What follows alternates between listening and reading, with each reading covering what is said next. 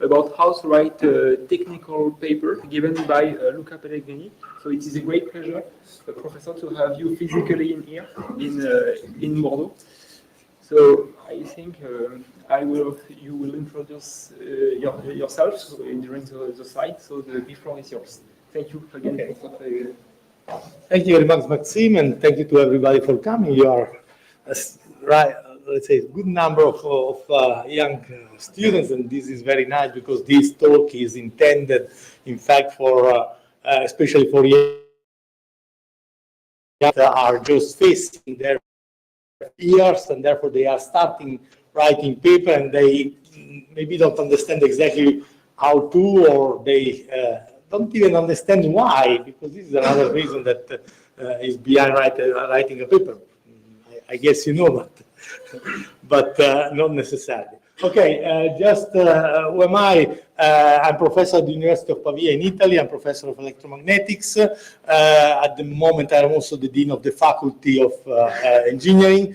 But I'm here not because of this, but because I've been past editor-in-chief of the transaction of Marguerite techniques at that time, now technology, and I'm currently in the speaker bureau of the IEEE MTT Society. And this is my track of records about editorial activities, and this is the reason why I'm talking about this subject.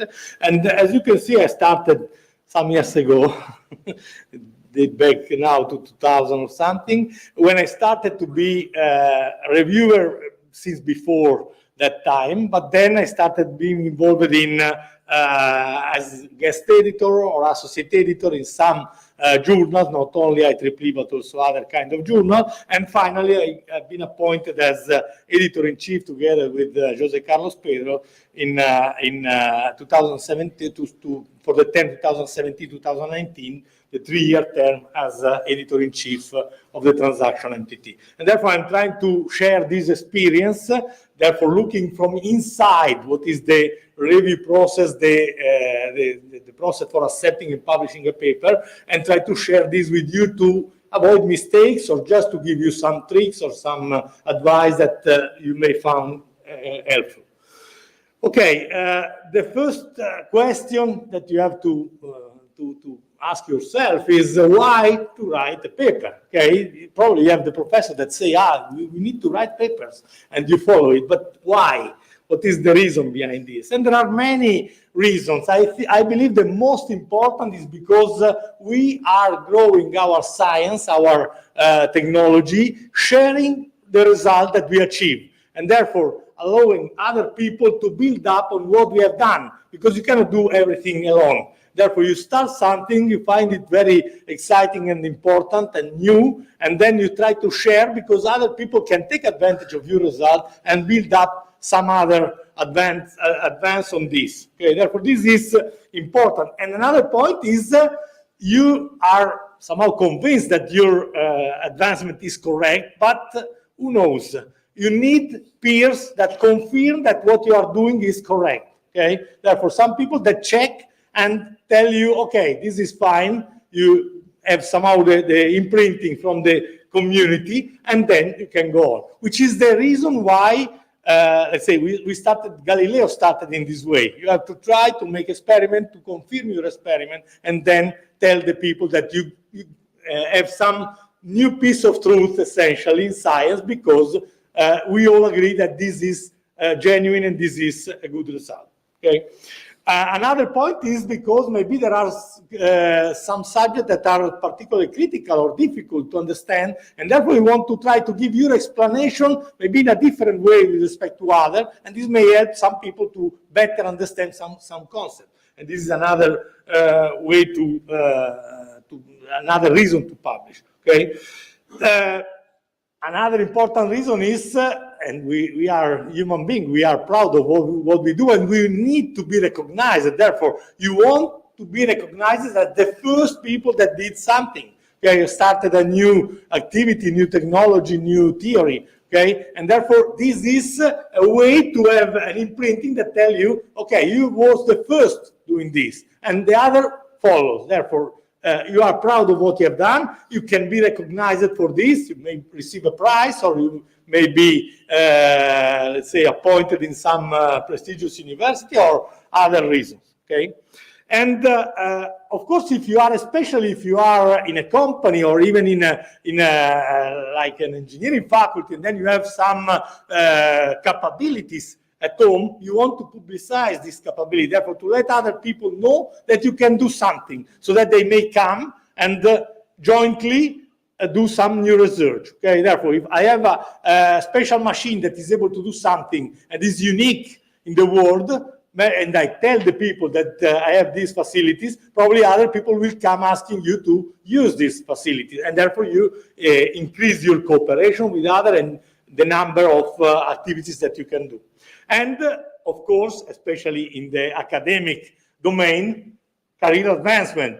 Nowadays, it is very important to publish, because only with a certain track of publication you can get a position as professor, you can get your PhD, depending on the rule of the spirit of the faculty where you are, but in general it is required to publish some paper to get the PhD degree, and for professor it is very important to increase their career. Therefore, these are reasons, and you see there are dots, because you can add any other reason that you can have in mind. Then, the question is, okay, this is why to write a paper, but then what do I need to write a good paper, okay? And to this answer, you may, to this question, you may give this very simple answer. You need a problem and a good idea to solve the problem, okay? And then you have something that you can tell people, okay, I faced this problem and this is my solution, good. And this is one of the reasons to publish, or at least one possible answer, okay? But is it true? Let's look at this, okay? Let's think about one problem. How to make an egg standings, okay? This is, of course, a joke, but this is a problem, okay? Because if you put the egg on the table, it doesn't stand. And therefore, you think a lot about this. You find this very nice solution, very clever. You just make a bit bump on the eggs, and they stand, okay? And therefore, you are happy because you got the problem, you have the solution, the idea was clever, that's fine. But you discover that this has been done centuries ago, okay? And therefore, this is not a new solution for this problem. And then you are somehow desperate, because you cannot tell people, I have the greatest idea of the world, because this is not new, and therefore nobody will care about your idea or your proposal, okay, because it's already there. Then, after a desperate period, you recover, and then you start again thinking about the same problem. Let's make something more technological, more advanced. That's very nice. Okay, that's a good idea. You don't have to break the egg, sorry. It is standing, and this is a good idea. Therefore, you won't again publish this idea or communicate this idea in this way. Okay, but you go to the shop just close to your house, and you find exactly the same stuff which is on sale, and therefore nothing really new. Okay, therefore again, you are desperate because you cannot tell the world, I have a great idea to solve this problem. Then what is let's say, the outcome of this somehow stupid reasoning? The outcome is that this is not the right answer. The right answer is another one, which is you need an open problem. That means a problem that nobody or just few already tried to solve, and not only a good idea, but a new idea, okay?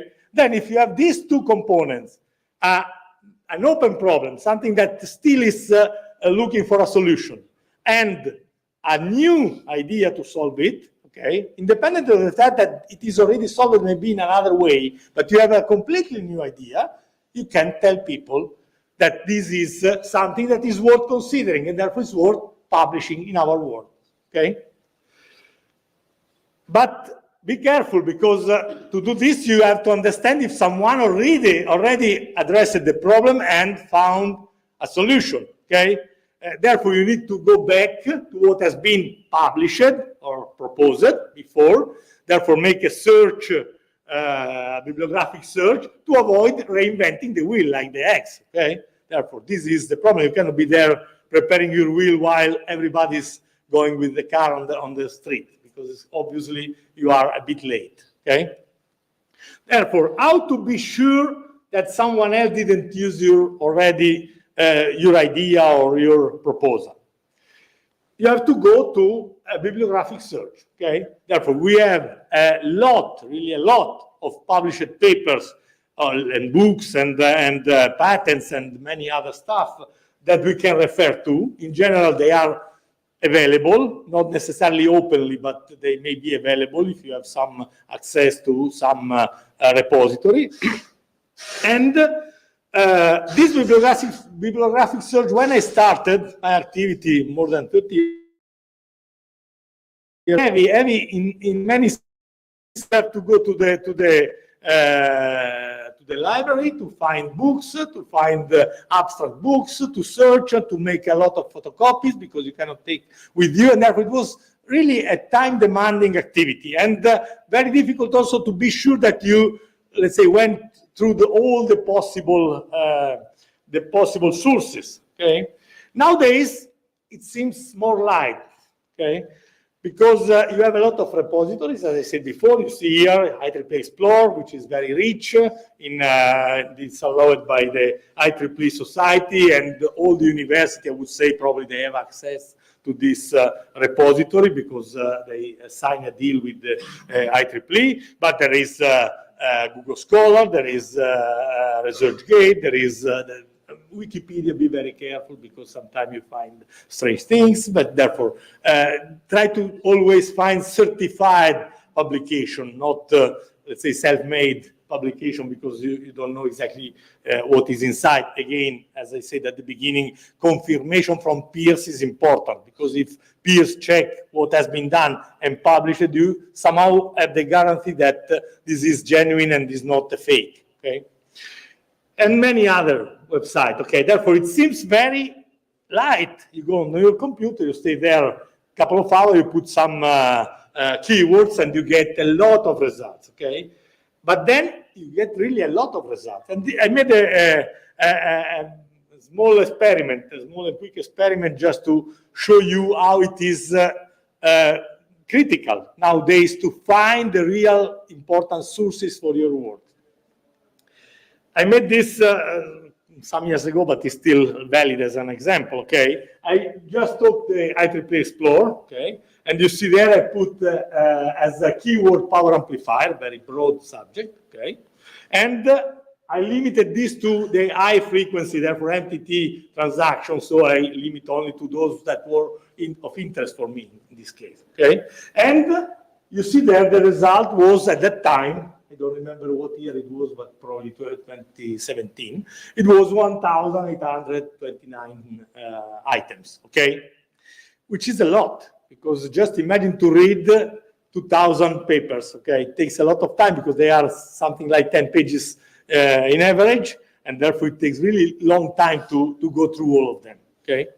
Of course, you can reduce and restrict your subject to maybe a low noise amplifier. Actually, this is power amplifier, some technology, specific technology, and that's reduced. But just stay with this. And then I made another small experiment. I tried to reduce this search to the last, you see, from 1999 to 2008, okay, 10 years.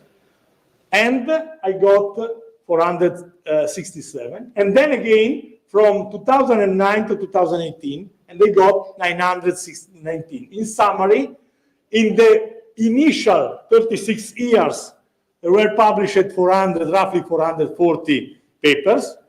In the subsequent 10 years, another the same number essentially, and in the last 10 years, because I did this in 2018, double. 1/2 of the overall publication was in the last 10 years. What does it mean? It means that we have an inflection of publication, okay? We are publishing and publishing and publishing because it's easier, because 30 years ago you had to write with the typewriter the papers. You cannot just cut and paste. If you make a mistake, you have to restart. It's a long way to write a paper, and therefore you have to think a lot before writing and have everything clear and then start writing the paper. Today is very easy. With cut and paste, Word and whatever you use, it's very easy to pick up a piece here, a piece there, combine, which is not something that you have to do really, because this is not allowed to copy and paste part of other work, even your own work. And, but this means that it's very difficult to find what is really relevant for your research, okay? Therefore, you need to put something which is very clear when you publish something in the title, in the abstract, to be sure that people pick up your paper, because you want to be cited, pick up your paper as a reference because you believe that this paper is worth reading for the people that work on the same subject. And therefore, what is important is to identify the key papers, okay?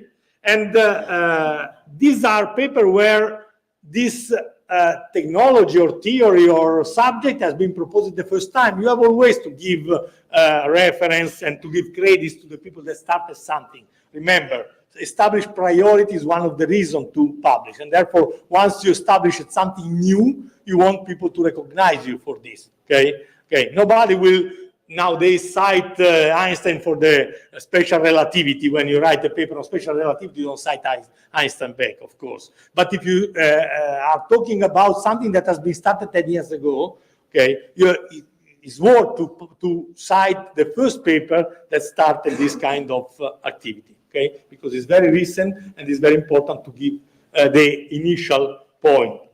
And not only you need to identify the key paper, that means the funding paper for this activity, but also in general, the last paper that establishes the state of the art. Because if I start talking about, just imagine the transistor, you remember probably the picture of the first transistor, which is something very strange made with the soldered piece of metal, okay? Nothing to do with the current transistor, of course.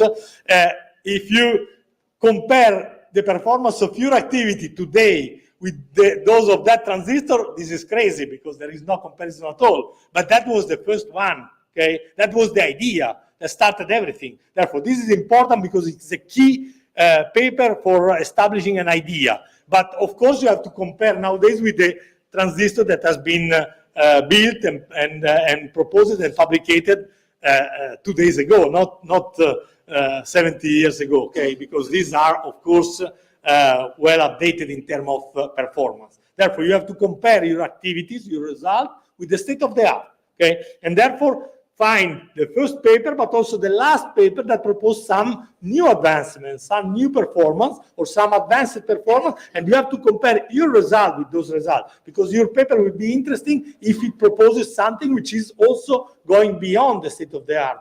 Or it is at the state of the art, maybe it's cheaper or is easier to fabricate. And of course, this is nice, but you have to compare with the state of the art. Therefore, you have to find this, and sometimes these are not journal paper, but conference paper. We'll talk about journal and conferences in a while, but in general, journal paper are the more interesting, the more relevant, the more reputed, and the more required also for career advancement and all that stuff. But conference paper are important because they are published more fast than the journal paper. Therefore, you get final, let's say, the up-to-date result and the state-of-the-art result immediately. Okay, while journal paper takes longer, and therefore maybe the result arrives after 1 year, not after a few months.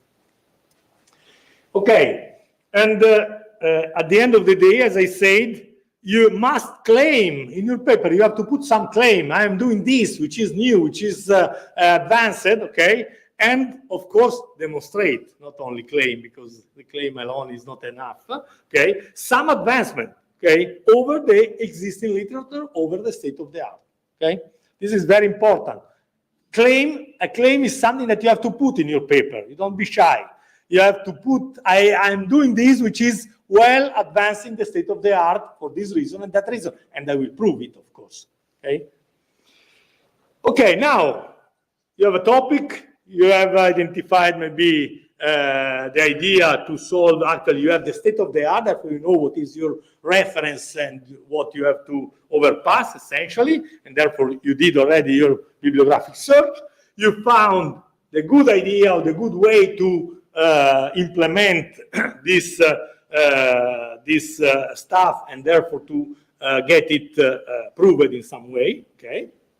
And then Either you go to the lab or you go in front of your computer, depending on what you are doing, or you just use a piece of paper and a pencil to write a new theory.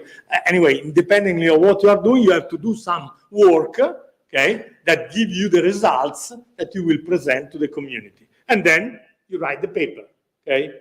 Indeed, it is not really this the way you write a paper, because typically, yes, the first part is like this, but then while you're writing the paper, you discover something that, oh, this is not completely clear, let's go back to the lab, or do some other refinement of the theory, and then it's a back and forth activity. It's not that you have everything and you write the paper.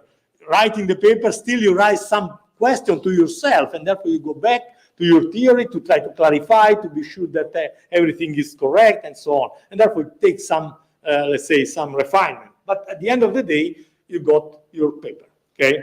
Now, you have to decide, even before writing the paper, you have to decide what you want to do with your research, okay? Where do you want to publish your research, okay? I told before, essentially you have two choices, main choices, which is conference or journal, okay? In general, conference is the perfect venue to present some preliminary result, okay? Because everything is not yet clarified, but the idea seems to work. Therefore, I want to tell everybody that I'm working in this direction, okay? And this is essentially what you can publish in a conference, okay? And you set priority, because you say, I'm doing this. I'm the first that is doing this, and I'll tell you a bit in advance so you know, okay? The review process for a conference is, in general, not necessarily, but in general, a bit lighter than for a journal, okay? Lighter in terms of requests, because typically don't expect a complete work, while in the journal, this is the requirement in general.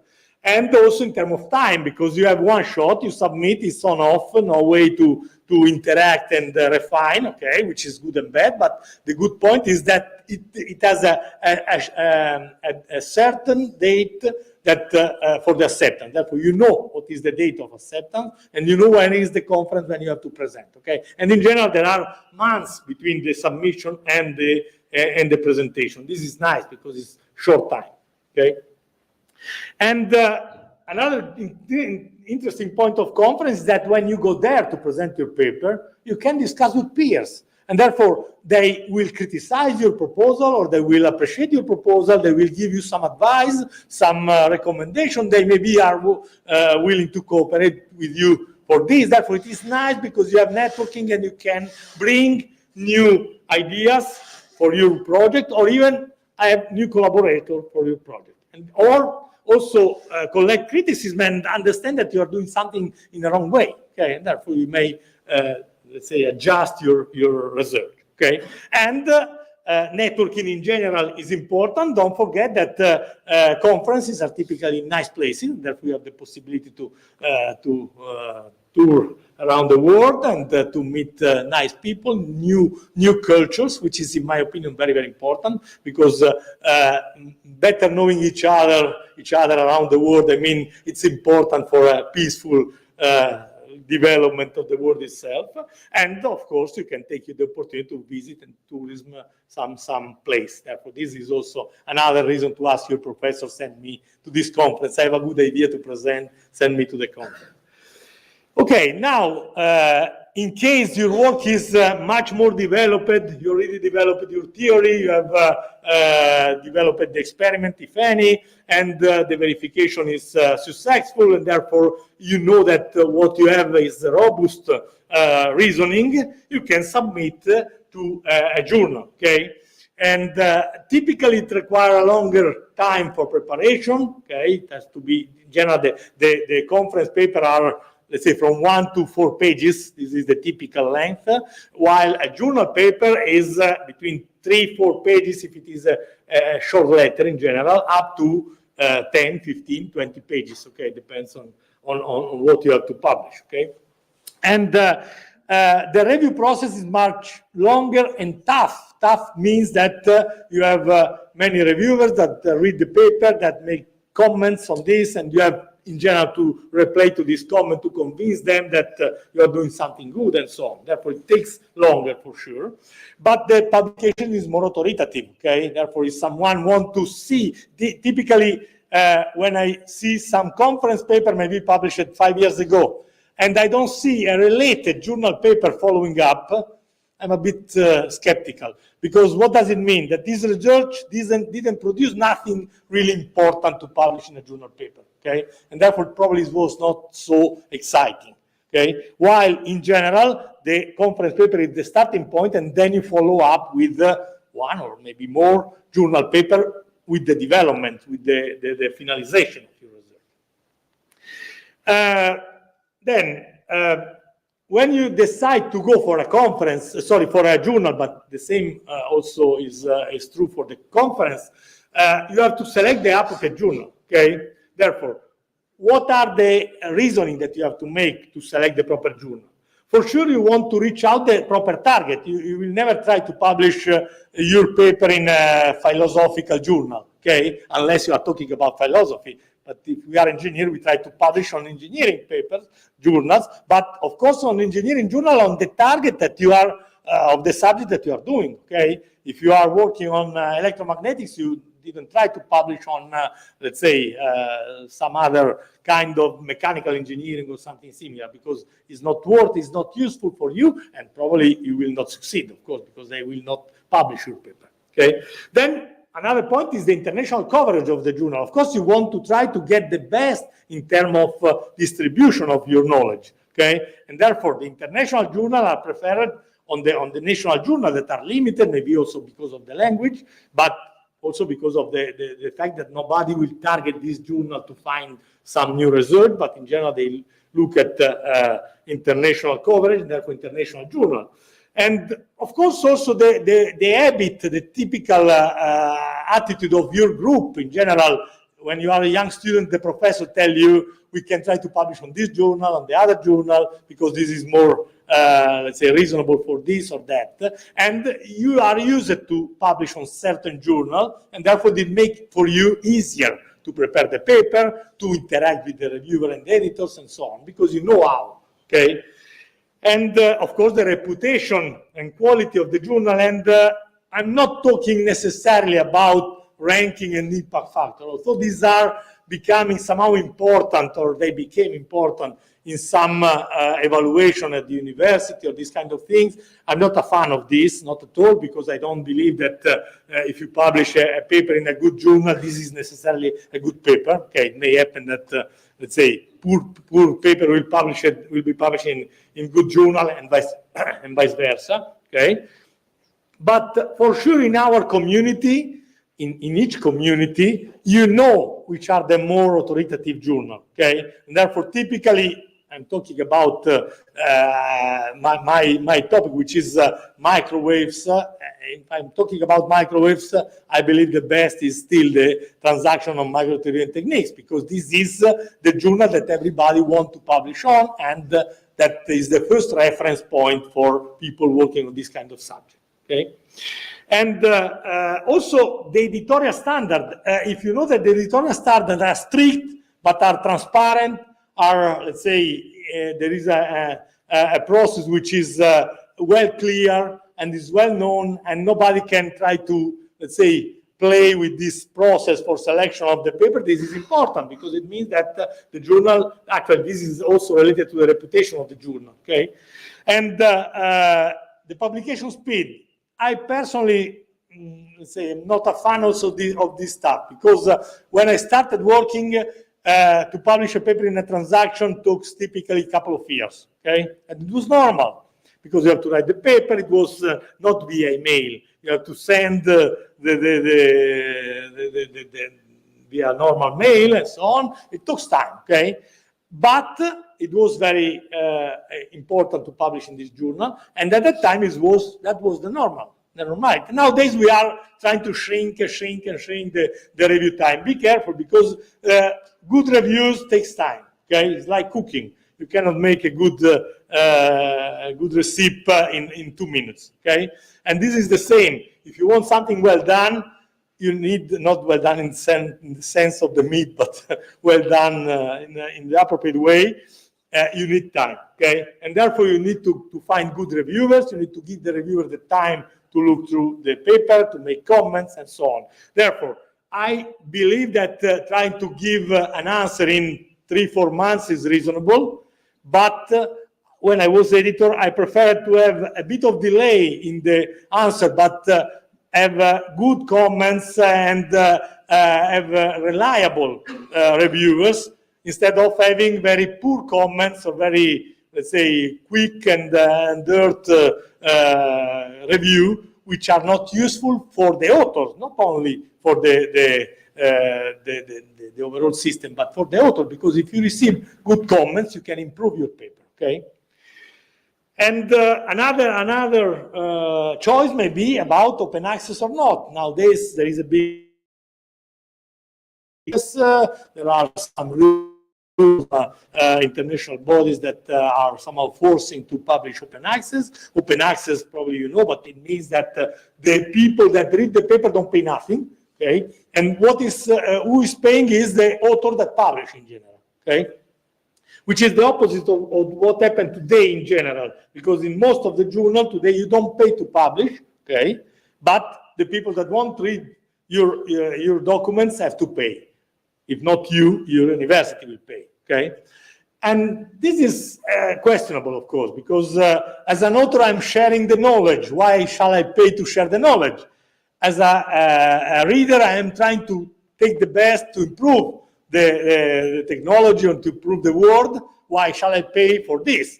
But at the end of the day, there is a cost behind this, because publishing paper is a cost. Even online, it takes time. You have editorial staff, you have editorial people, you have the repository. There are costs. Therefore, this is questionable. But anyway, open access in general means more people can reach your paper, and therefore it will be likely more cited, okay? Which is important or not, I leave to you to decide if it is important or not to be highly cited. Because what is really important, in my opinion, is that the work is really useful for improving something for the human beings, not really because you receive one or more citations.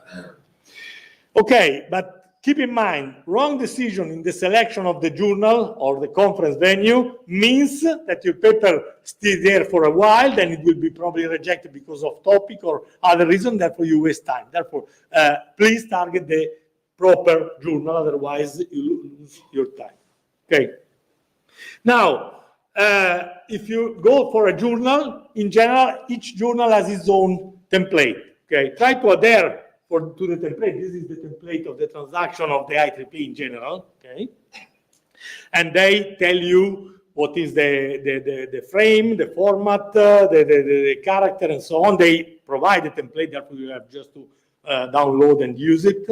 Nothing that you have to set up on your own. But please follow this template, because one of the reasons, because some people are rejected up front, not rejected, but sent back to the author telling, please try to adhere to the template, otherwise we cannot send to the reviewers, and this is a loss of time, okay? Therefore, if you don't adhere to the template, you lose time. Then, I'm talking about transaction of MTT, but this is almost general reasoning. This is the typical organization of a paper. You have a title, you have an abstract, the author list, of course, which is very important, an abstract, some keywords, sometime, an introduction, some technical part, then a conclusion, and a list of references. Okay, this is the typical construction of a paper. And I will spend some words about some of this part, because I believe they are important. Title. A title is very important in a paper, okay? And the title has to be specific, but also quite brief. It cannot be 4 lines in general. Sometimes you see them, but in general it has to be a couple of lines, okay, maximum. And it has to be specific and brief. And it has to be a description in itself of what the people will find within your paper, okay? If you are able to make a catchy title, this is nice, but of course, still in a scientific way, not just because of advertising. And it has to be precise. I mean, you have to tell the people what it is inside your paper. Because remember, you have a lot of competitors, and the first thing that someone looking for a reference find is the title. You look at the title, you see something that is somehow uncorrelated to what you are doing, you immediately discard. Okay, therefore you must be very clear on what is inside. An example, look at this. If I say an improved microstep filter, okay, this is a title. I designed a filter, it is improved with respect of something, and therefore I say an improved microstep filter. It's like having a shop and say, we sell fruit and vegetables, and have everything mixed up, and nobody really know what you are doing, what you are selling, okay? While with a bit, some extra bit of information, like saying a novel low-pass step impedance microstrip filter with improved out-of-band response, okay? This is much more informative because it tells you a lot of things. The technology, microstrip, okay? What you are improving, the out-of-band response, okay? And this is a novel. Novel is always used in the title, okay? Novel, new. You never forget to put some word like this, okay? But low pass and step impedance, which is the way you build the filter. Therefore, you have a lot of information. And this is like telling we sell fresh lemon and apples and healthy potatoes and fennel, and everything is very well, clearly visible, okay? Therefore, this is important because if someone is working on a microstrip filter and is doing a step impedance filter, for sure he will refer to your paper and will look into your paper, okay? While the first title was somehow not misleading, but too poor, too not informative, okay? Okay, next one, the authors. This is also very important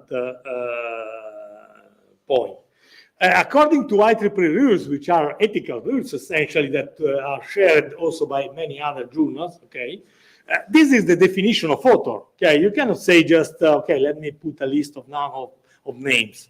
The author have to have made a significant contribution to the work, either theoretical, experimental, analysis, or interpretation of data, which is also very important, okay? Then it has to have contributed to the drafting, reviewing, and revising the paper, okay? And all the author must have approved the final version of the paper, okay? You are not allowed to submit a paper in the name of someone else if these people don't know or didn't approve the final version, okay? Be very careful, because I had some problem with the authors that complained because they said, I don't recognize this paper, this is not mine. And this is a trouble for the author that submitted, because this is an ethical breach, okay? Therefore, you have to be very careful with this. And if someone does not meet this criteria, in general, it can be included in the acknowledgement, okay? You have a technician that did some part of the work, but was very limited and somehow routine part, you can acknowledge this, okay? And also omitting an author that did something, okay, this is breaking the publication ethics, okay? Therefore, all the people involved must be cited as authors, okay? The abstract should be very synthetic, in general, let's say 5 to 10 rows, okay? And it has to give an overview of the facts, what I'm doing, how I'm doing this, and what are the results, the relevant results that I get, okay? This is the typical 3 sentences that you have to put in the abstract. Keep in mind that the abstract is in general for all the papers open, okay? Therefore, when you look for a paper, even if you have no, let's say, subscription to this repository, you can see the title and the abstract. Therefore, title has to be attractive to concentrate the people there, and therefore let them read the abstract, and the abstract has to tell even more precisely what is inside, okay? And it is at the beginning, okay, I don't want to go through this small detail. What is important is what has to be put in the abstract, okay? Then keywords, again, you have to compete with many other people that do something similar to you. Therefore, the keywords has to be good, searchable, and informative. Again, don't try to invent new keywords. In general, each journal has its own list of keywords, okay? And this is the way they build up the database, and therefore it is preferable to use these keywords, okay? Not invent strange acronym that nobody knows, because it is there, but nobody will search for this acronym. Of course, if you use FDTD, this is known because it's finite different time domain, everybody knows now, and therefore you can use FDTD as an acronym. But if you invent your own specific numerical techniques, you cannot put this acronym there because nobody will search for it. Okay. Okay, organization of the paper. Okay, introduction is very important because introduction essentially tells the story of this research. Okay, why I am addressing this problem, who did it before me, what they did fine, and how what I can propose to go beyond, and what are the results that I will give you at the end. Okay, therefore it's somehow an extended abstract somewhere, but it has a lot of references inside. Okay, therefore there are references that cite the previous. To trace back what you did, okay? And in case they want to know more about this problem, you give references and they go there and find other information. If you want to tell them what are the previous solutions, you give references. You describe briefly, but you give reference and they can go there and pick up information, okay? Therefore, this is important for, let's say, provide essentially an assessment of what you are doing related to the past, okay? Then there is the technical content. Technical content, I wouldn't say nothing because it depends on what you are doing. Of course, in general, this is one section, long section, or maybe several sections, okay? Maybe theoretical description, prototype realization, results, experimental validation, or something similar. This could be three sections.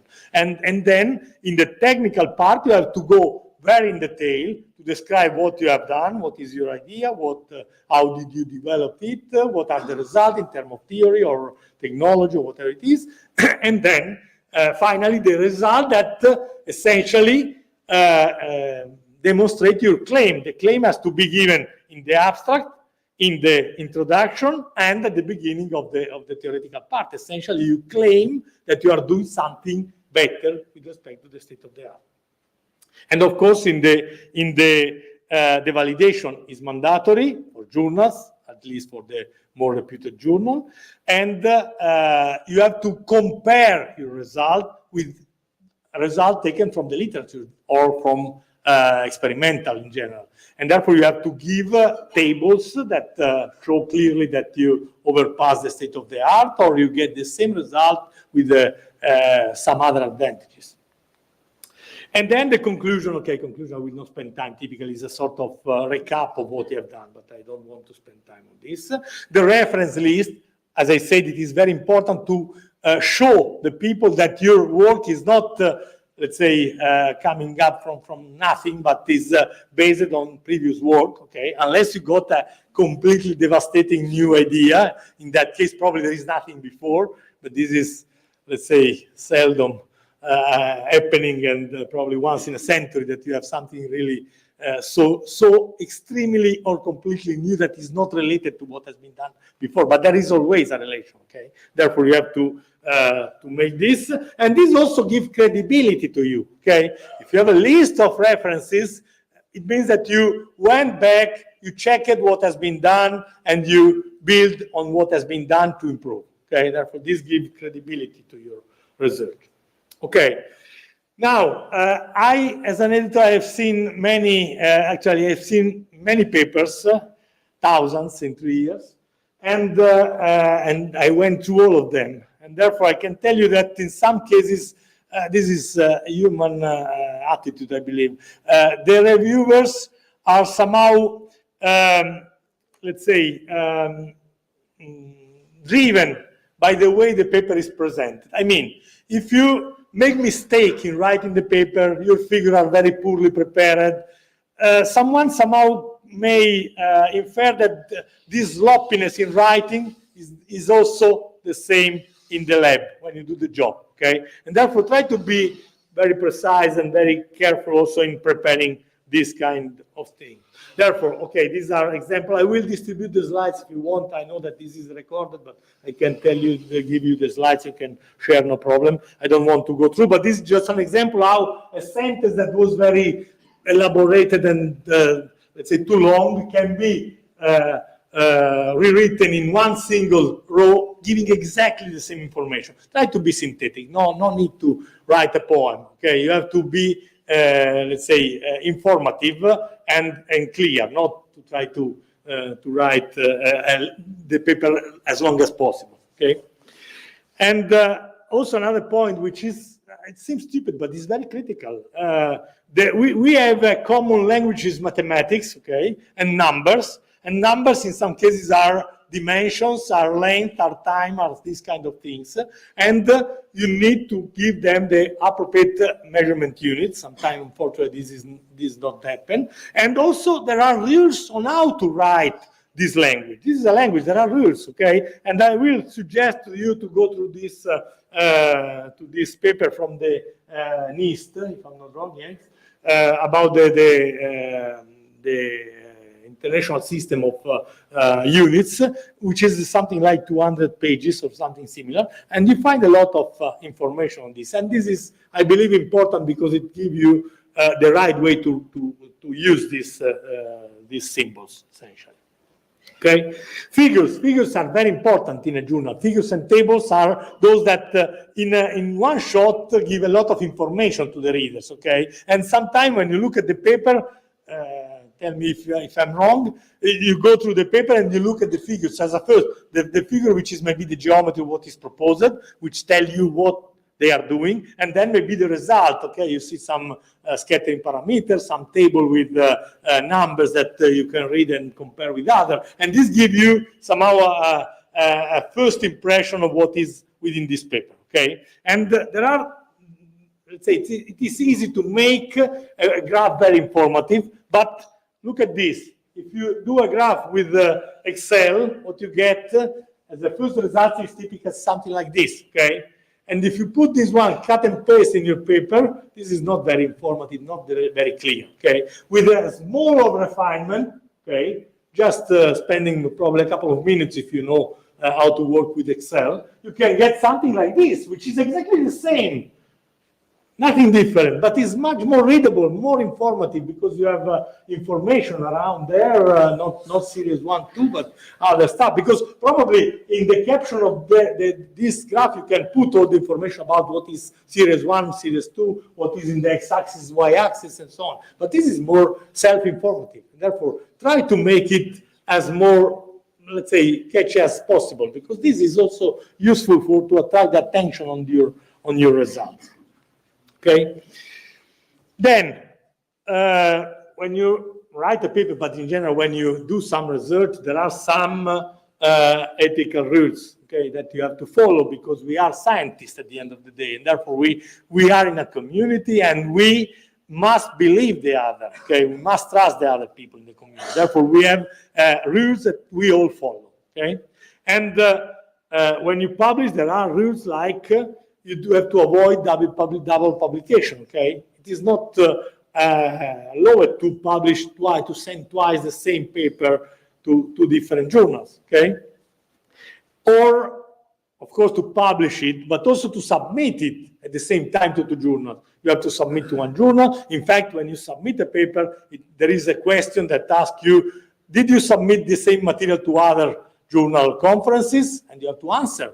If you answer no, and this is not true, you are breaking the ethical rules, okay? Therefore, be careful with this. And it happens, because keep in mind that if you are working on a certain topic, there are a lot of expertise around the world, but the number of reviewers that are really ready to read this paper and are maybe the more prominent scientists are not so many. And it happened to me to receive the same paper, not at the same time, hopefully, but let's say one after the other, from one journal, then another journal again, because they took the paper, submitted and submitted and submitted, but without any change. And it was rejected and rejected and rejected, because the reviewer were the same, and therefore they had the same treatment to this paper. Okay, therefore, be careful on this, because it is quite likely that you find the same reviewer on the other side. Okay.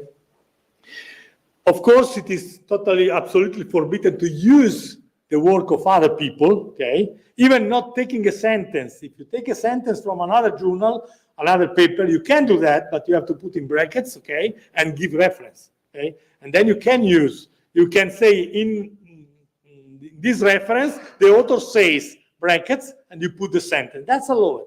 But you cannot say this as if it is your own sentence, okay? And it is not even allowed that you reuse as it is your own material, okay? You have at least to rephrase or to write in a different way. I was a bit more, let's say, flexible in this sense in the introduction, because of course, if I'm working in a certain domain, the introduction cannot change every time, because I'm doing this, I'm developing, and therefore the path is always the same. Therefore, in that case, I was a bit more flexible as an editor, because you are not copying technical part, you are copying descriptive part from yourself, okay?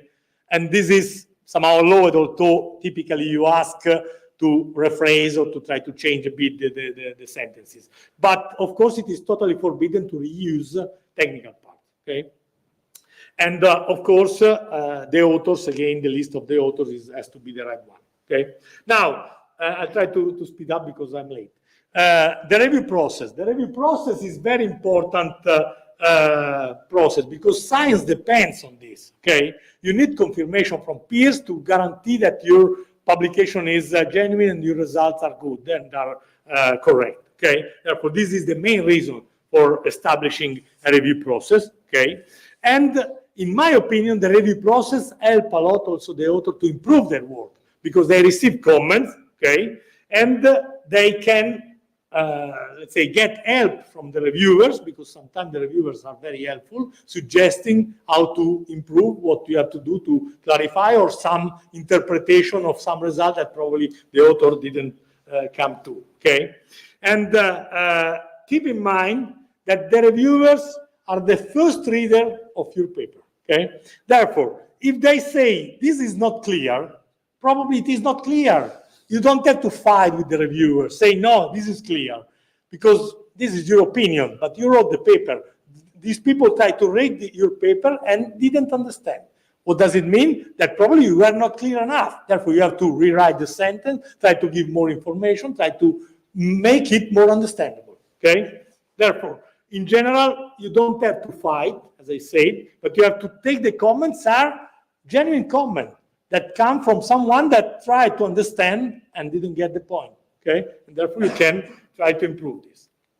Okay, this is the process of review, which is quite elaborated process, okay? And there are several actors in this process. The first one is, of course, the authors in general, okay? Then there are the editors-in-chief and the editorial officer, okay? Then, in general, associate editors and reviewers, okay? And these many levels, okay? Of course, everyone has responsibilities and duties, okay? The author has the responsibility to write a paper, to submit the paper, first of all. Then the editor check the paper for some basic requirement. That means, is it written in the proper way, as long as we require, or shorter, and therefore it is not accepted. There are rules, okay, that are typically well communicated by the journal. Then there is a technical pre-screening. Is it worth for this journal or not? This is the editor-in-chief that decides. And if I see something which is totally outside, or it is, let's say, better suited for another journal, I in general suggest the author don't submit here, but submit to the other journal, because our reader cannot be interested on this topic, okay? And therefore, in general, there may be a rejection for this reason, which is not a technical rejection. It's a rejection because of the opportunity to publish in this journal. But you lose time, because it takes maybe 1 week to get this answer, okay? Then, of course, the editor assigns associate editors that are expert in the specific field, okay? These associate editors still go through the paper to have a first look on the technical part.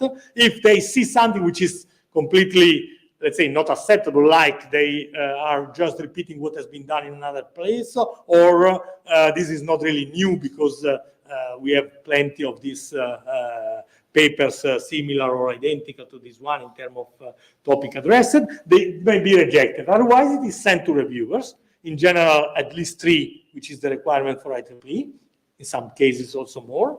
And this reviewer has some time, that typically 3-4 weeks, to look into your paper in detail and to provide comments. In general, we require, let's say, a reasoning. They have to suggest accept, reject, make major or minor correction, but they have to substantiate this request. Therefore, they have to give us information why they require this. Okay, it go back to the associate editor that look at the paper again, look at the comments, and make it let's say a proposal to the editor-in-chief.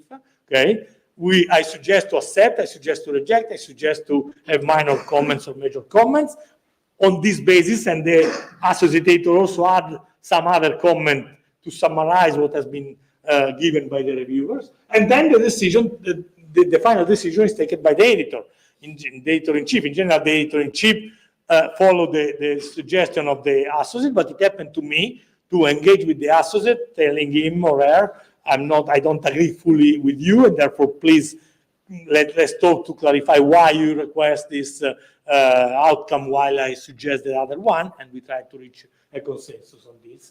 And then you send out the paper. Likely, the paper is always requested to some revision, some changes, okay? It happened to me probably once in 3 years to get one paper accepted first shot, okay? With no comments, okay, that's gone. It can go directly to the publication. In general, you ask for minor or major revision, or you reject the paper. If revision are requested, of course, the author are required to make this revision and resubmit to file with the reviewer, but try to take advantage of the comments of the reviewers. And if the paper is, of course, in this case, the paper come in again and follow exactly the same 3 steps. Sometimes it stops here because not necessarily it goes direct again back to the reviewers, especially if it was minor request of changes. It just checked by the associate editor, and then it is in general accepted if the author did their job. But sometimes it go back also to the reviewers. Anyway, this is a process which takes some time, of course. And at the end of the day, you get your paper accepted if it is this the decision. Okay.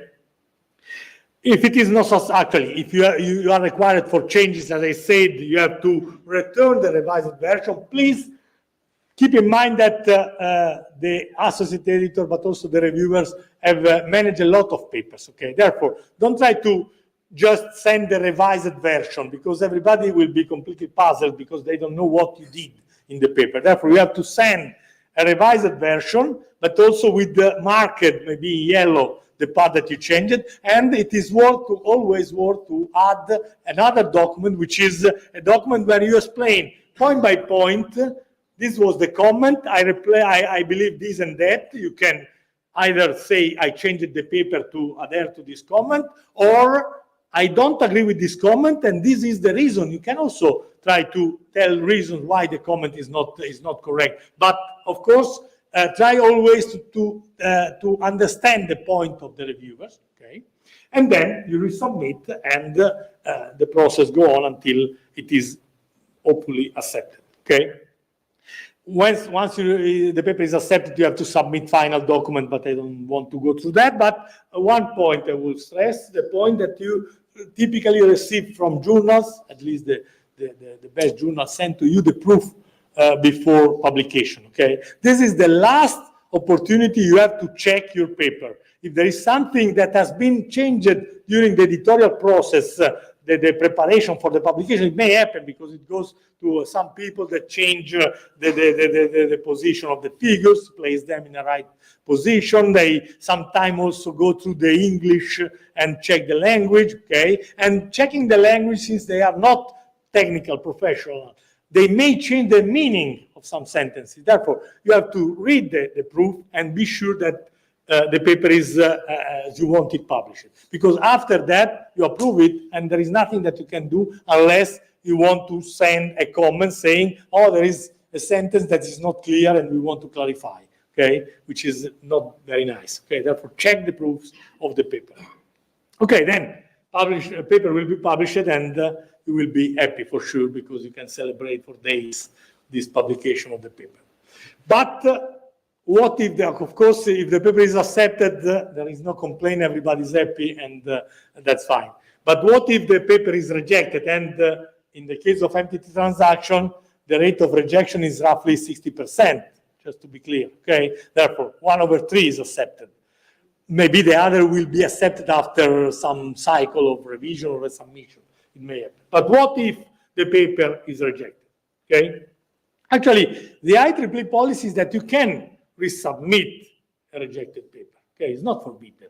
Okay, but of course you can resubmit the rejected paper only if you try to solve all the problem.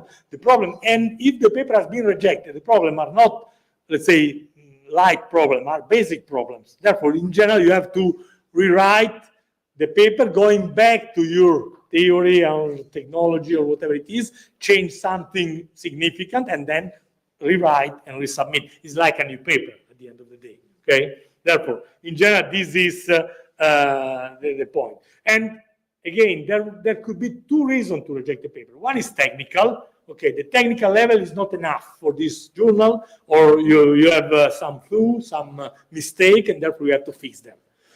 Or, and in this case, of course, what I was saying before is reasonable. You change everything, you fix it, and resubmit. Okay, but in some cases, the answer is this is not novel. Okay, this kind of research is not novel. There is nothing new in what you are doing. Okay, in this case, it is a bit more critical, because what does it mean? That you cannot just change some small stuff and try to adjust the point, because if it is not novel, it's not novel. Okay, and therefore it's better to reorient your research, try to tackle a new problem or a more advanced problem with respect to this one, and try to do something which is more useful for everybody and for you in particular. Okay, therefore keep in mind that if the answer is there is no novelty in this paper, okay, you may say the reviewer are polarized, whatever you want, but at the end of the day, it means that this paper is not considered worth publication, for sure in this journal, but probably in any journal, okay? And therefore, you have to try to do something different, okay? Okay, now, this is my last slide, I guess, and 1 hour is over. What is my personal view after this long story with publication is that the review process is not a matter of accepting rejected paper. Of course, the outcome is this one, okay? But this is not the goal of the review paper.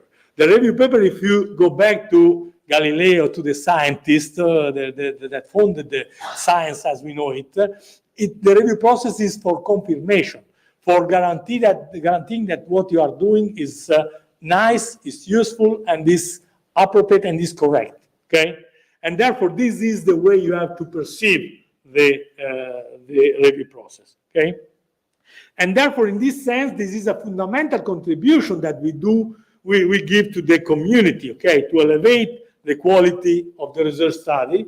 And therefore, it is very important that you do your best as a young author in this case, but then when you will be required to review paper, you say yes, okay? Because it is some people believe that this is a waste of time, okay? But this is very important, that you give your expertise and you give service to journals, to conferences, to help other authors to improve, okay? And therefore, of course, you must be not polarized, you must be genuine in your judgment, but this is extremely important that you commit to help others with your comments reviewing paper, okay?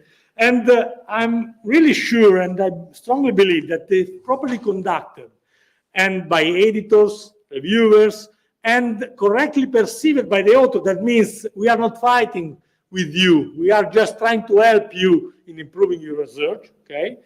It will help in tuning your research, your study, and if not today, for sure tomorrow you will publish a paper, and a great paper, because of the help of this review process.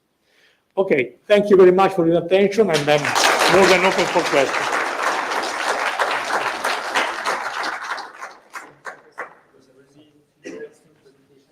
Maybe we can continue with this 2 or 3 questions in the audience, if you have some questions.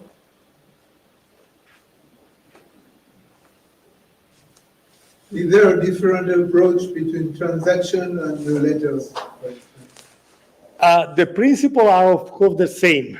The difference is that the letters are shorter in case of entity letters is now 4 pages, but it was used to be 3 pages, and therefore you have to condensate what you can present, and typically they are devoted to results that are limited in let's say in number of results, quantity of results, or things. But the process is exactly the same. It is shorter in general because the papers are short, and but still there is the request for minor measure revision. You receive comment from the editors and reviewers, and the ethics that is behind is obviously the same. Therefore, nothing really changed apart from the length and let's say the quantity of information that you provide. In this sense, it is a bit shorter, the review, because of course reading 3 pages, 1 page is introduction, and then 1.5 pages of technical content is much easier and fast than reading 10 or 15 pages of a transaction. In this sense, it is typically shorter the publication time, the decision time. But there is no main difference in this sense. There was another question over there. I'm not sure if I will understand it, but during the review process, is it possible to directly talk with the reviewer, or do we have to work only with previous documents? Sorry, I didn't catch everything. Is it possible to talk directly with the To the reviewer? No, actually, this depends on the journal. In the IEEE journals, the reviewers are unknown to the authors. Okay, this is a single blind process. Okay, that means the reviewers know the author, but the authors don't know the reviewer.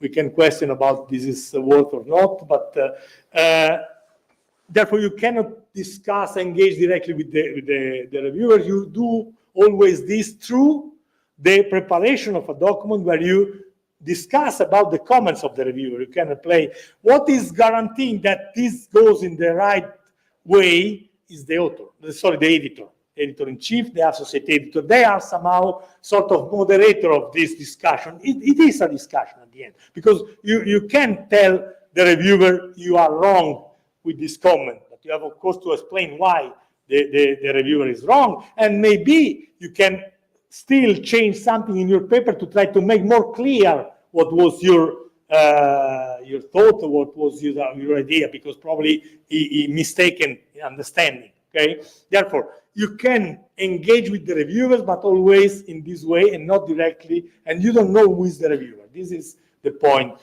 This is a bit different if you look at the IMS conference. In that case, this is double blind. Okay, that means you send the paper without the names of the authors. Okay, only few people, restricted number of people knows the authors. The reviewer don't know the author. Okay, and then you essentially have a process which is totally blind. They made some survey after some year of this, because the perception was people that are well known have the paper accepted, the other are not considered, this kind of thing. But the outcome of a survey made later on was that it is unbiased. Actually, there was no difference between before and after. Okay, therefore, I believe that it's very important, the role of the editors, editor-in-chief and associate editor in this process, because it happened to me to tell the authors, please don't consider the comment of this reviewer, because this is not, this seems polarized, or for some reason it is not worth for your paper. Okay, therefore it's the editor that has to jump into the discussion if he perceives that there is something not clear or not worth. Okay, this is the point. But you cannot engage directly with the reviewer. Yes. So, in your opinion, has there ever been some points, in your experience, or maybe current knowledge, that the review process was had some weaknesses? For example, conflicts between the authors and the reviewers, or is it always all the time in the end perfect process? I would say. No, that's a good point. Actually, of course, there are always people that don't accept your decision. Any decision, I mean, I spent time, and sometimes I spent days on a single paper before issuing a decision, because I wanted to be sure, let's say, sure and convinced of my decision, okay? Therefore, if I had some doubt, I left the paper a couple of days, I go back to this paper, maybe discuss it with the associate, and then I took the decision. Usually, I never receive a complaint for acceptance. That's good. But for rejection, of course, you receive complaints, okay? Then complaints, sometimes I handle the complaint because complaint came to the editor-in-chief.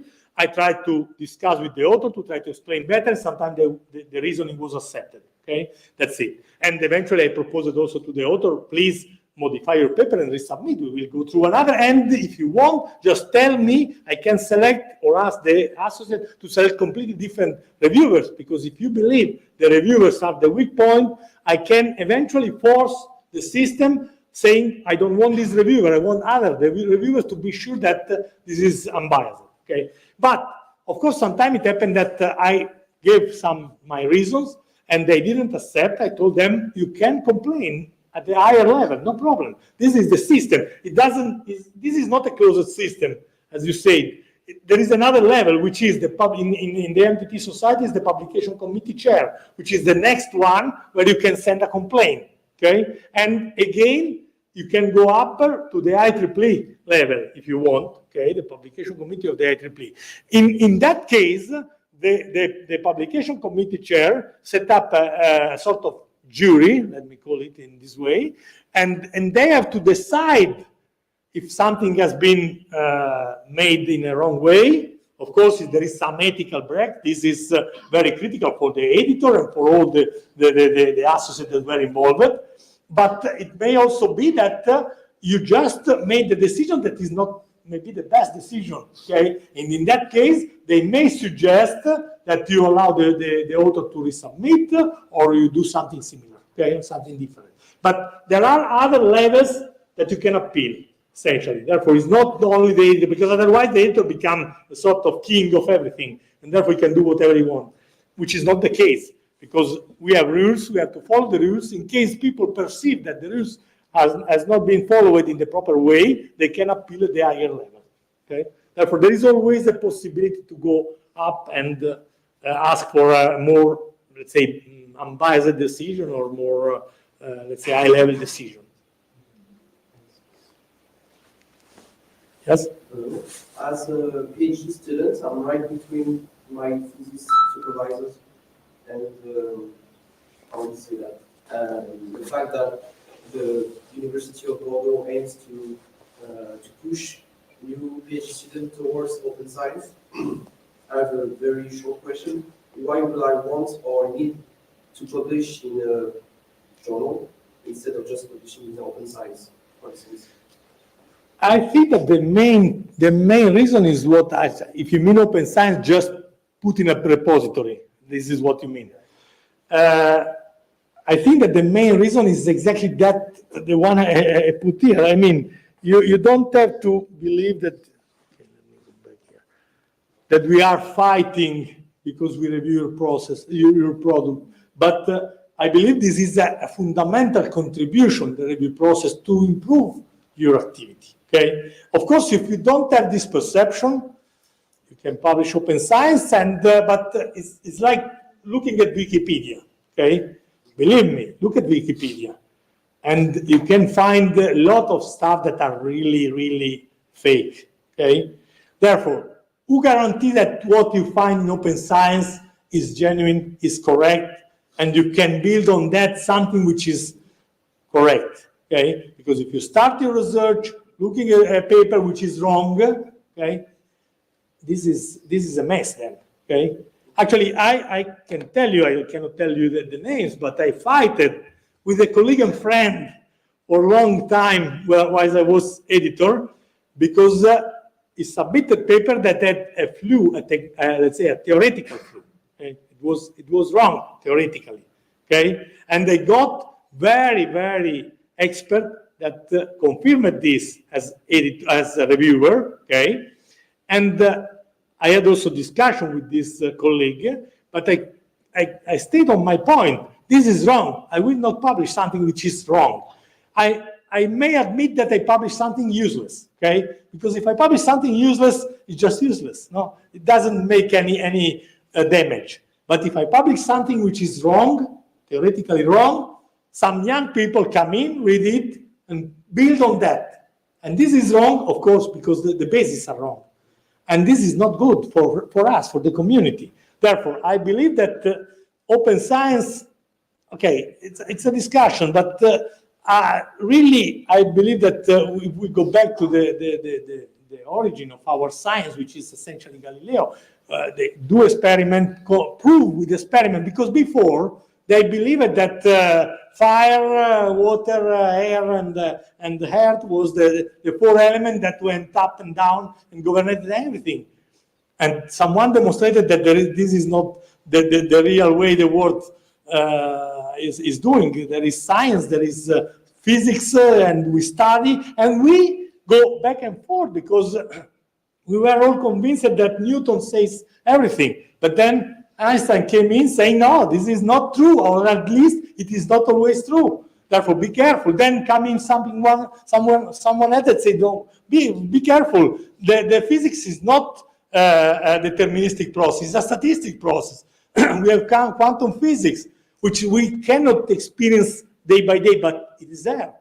We have lasers, we have other stuff. Therefore, we need someone that proves. And something that Einstein said, and he was considered a crazy man when he said that light will not go straight, but will change its path. Okay, it was demonstrated years later, okay, through an experiment, because someone wanted to demonstrate it. And after this experiment, okay, it was clear to everyone that the relativity was a reality, not a fake, okay?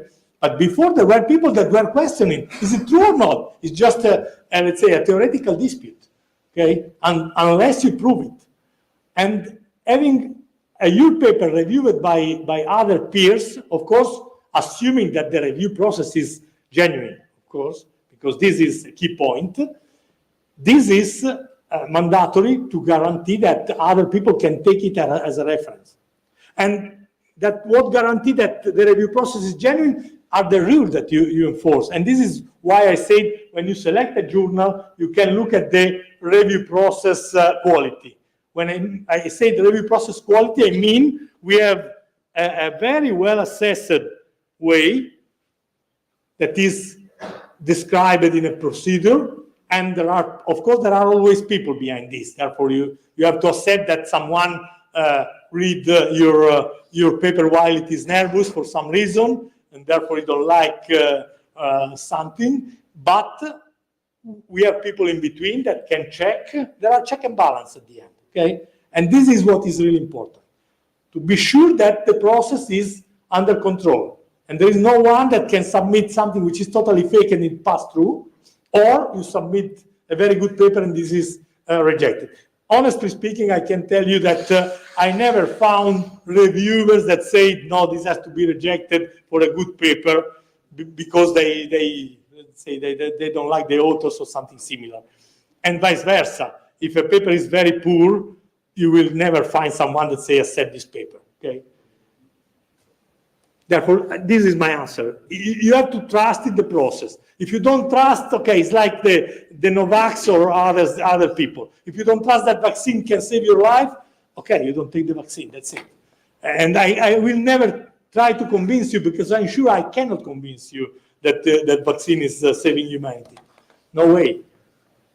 My concern is not about the fact that there is a peer reviewing process, that there are peer reviewing processes for science, but the fact that I'm doing science, really reviewed by someone doing science for free, and there is a lock, and I have to pay for people to read my studies, or they have to pay. There is some conflict in my mind with doing science for the sake of science and having to pay to read or. Do you like democracy? Yes. Yes. Is for free democracy? No, not at all. It's very expensive.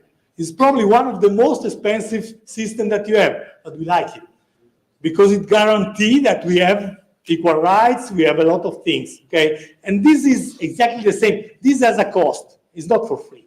You cannot have it for free. And therefore, someone has to pay for this cost.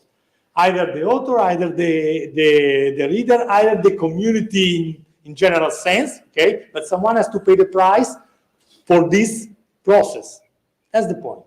And therefore, I agree that it would be in a perfect world, you should have something that, okay, everybody is ready to read your paper, to give advice and so on and so forth, and to publish, but this has a cost, and someone has to pay this cost.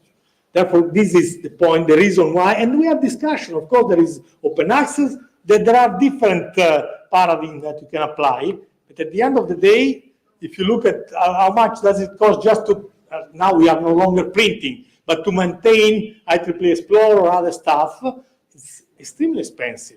And therefore, someone has to put money there.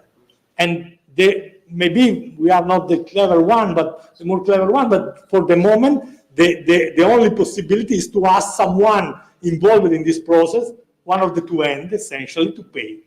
And the preference for the moment is the author don't pay because it is sharing his knowledge, and the reader is paying, but the reader is in some time not paying, because who is paying is the company, is the university, and therefore, in general, the system. Okay? Thank you, Professor, for Okay. the presentation. And to see the for your question. Okay, thank you very much again.